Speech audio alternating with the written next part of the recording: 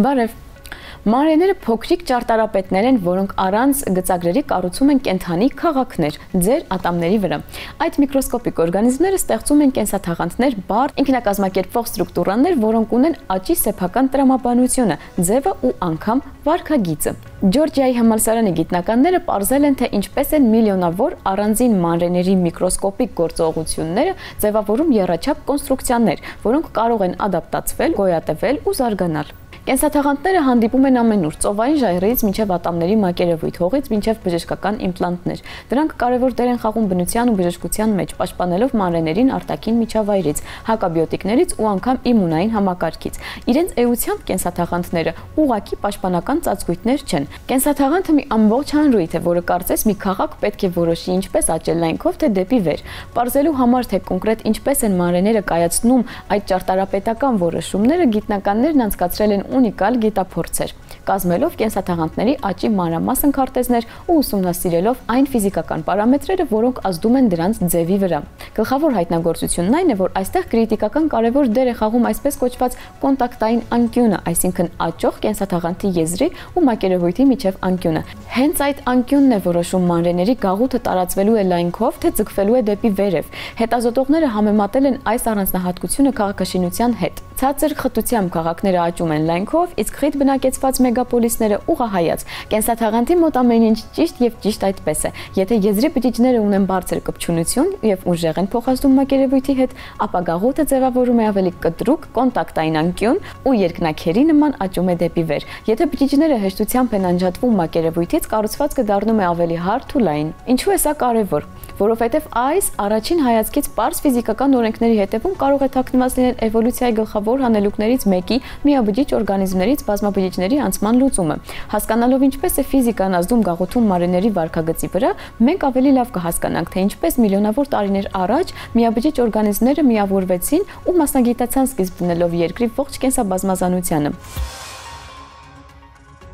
Սովորական դաջվածքները կապված են նորաձևության ու ինքնաարտահայտման հետ, բայց չինացի գիտնականները ել ավելի առաջ են գնացել ու ստեղծել են նանոչափերի դաջվածքներ ծովային արջերի վրա։ Այդ միկրոսկոպիկ արարածները, որոնք հայտնի են էքստրեմալ պայմաններում իրենց կենսունակությամբ, դարձել են առաջին կենդանիները, որոնց մարմնին բարդ նախշեր են արել նանոտեխնոլոգիաների ու էլեկտրոնների փնջի միջոցով, չսպանելով ու չվնասելով օրգանիզմին։ Գիտնականները մշակել են այսպես կոչված սառցե լիթոգրաֆիայի մեթոդը։ Այս տեխնոլոգիան թույլ է տալիս մշակել կենդանի օրգանիզմի մակերևույթը նանոմասշտաբներում չվնասելով այն։ Կտավի դերում ջրային արջերն էին միկրոսկոպիկ անողնաշարավորներ, որոնք հայտնի են էքստրեմալ պայմաններում իրենց կենսունակությամբ։ Ջրային արջերը կենդանի են մնում չորացման, ճառագայթման, ցրտի, անգամ բաց տիեզերքի պայմաններում։ Ջրային արջերին պատրաստելու համար նրանց սկզբում զրկել են մարմնում առկա ջրից։ Դրա արդյունքում կենդանիների նյութափոխանակությունը հասել է նվազագույնի, ապա ջրային արջերին սառեցրել են մինչև Ցելսիուսի սանդղակով -143 աստիճան, պատելով նրանց բարակ սառցե շերտով։ Այն երկակի դեր է խաղացել մի կողմից պաշտպանելով կենդանուն,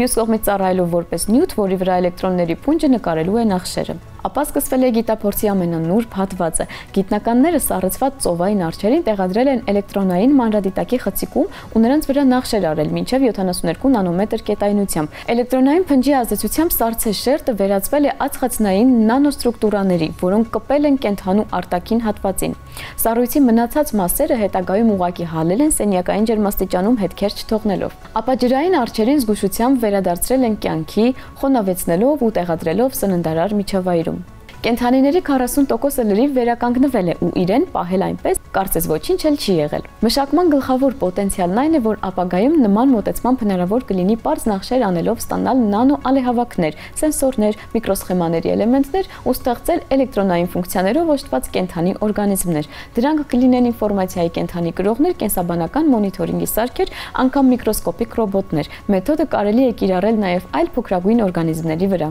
Այս հետազոտությունը ջնջում է բնականի ու արհեստականի միջև սահմանը։ Տեխնոլոգիան դեռ պետք է զարգացվի կենդանի մնացող օրգանիզմների չափաբաժինն ավելացնելու համար, սակայն արդեն հիմա պարզ է, որ կենսաինժեներիայի ապագան շատ ավելի հետաքրքիր է լինելու։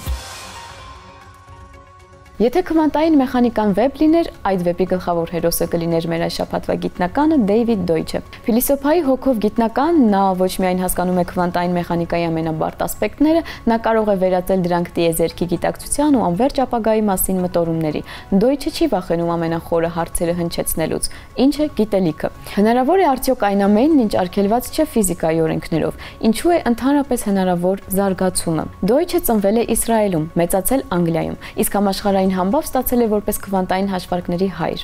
Հենց նա 1985 թվականին առաջարկեց քվանտային համակարգչի աշխարհում առաջին մոդելը։ Նա կարծում է, որ մենք կանգնած ենք անվերջ առաջընթացի շեմին։ Խոսքը ոչ թե գծային աճի, այլ հեղափոխությունների շղթայի մասին է, որոնցից յուրաքանչյուրը ծնում է նոր տեսակի գիտելիքներ։ Իրականության կառուցվածքը գրքում Դոյչը մեկ միասնական կտավի մեջ է հյուսում քվանտային ֆիզիկան, էվոլյուցիայի տեսությունը, գիտելիքի ստացումն ու հաշվարկային տեսությունը։ Նա քվանտային մեխանիկայի բազմաշխարհ ինտերպրետացիայի կողմնակից է, համաձայն որի ցանկացած իրադարձության բոլոր արդյունքները տեղի են ունենում տարբեր տիեզերքներում։ Դոյչը ոչ միայն հավատում է դրան, նա կարծում է, որ դա իրականության անհրաժեշտ ու անխուսափելի հետևանքն է։ Դոյչը նաև բացատրությունների մոլի կողմնակից է։ Նա կարծում է, որ հենց լավ բացատրություններ գտնելու կարողությունն է տարբերում գիտակցությունը մնացած աշխարհից։ Ըստ Դոյչի, աշխարհը ոչ թե գաղտնիք է, որը պետք է ընդունել, այլ հանելուկ, որը պետք է լուծել, ու մենք ոչ թե պատահական հյուրեր ենք, այլ այդ process-ի ակտիվ մասնակիցները։